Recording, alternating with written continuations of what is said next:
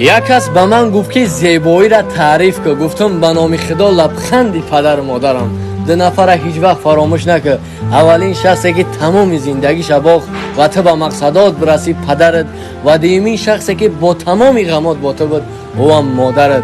به سلامتی پدر که 1000 بار کلمه نمیتونم در چشماش دیدم ولی یک بار درمو نگو. میگه خاطر جمعی همان خانه و خانی پدریست، پس از این قصر سرای تو همه در بدریست. با سلامتی مادر که تنها گناهش بزرگ کردن ما بود که حالا پیر شده. ای آچه جان جان جهان بر فدا، عجب شیرین ای نامی آچم به زبان. میشید که نمیشید امزی آچه جدا، یک دولت آچه داری بر شاه و گدا. اله هر چی در دارین در داستان به جانم. با سلامتی تمام پدر و مادرانی روی دنیا.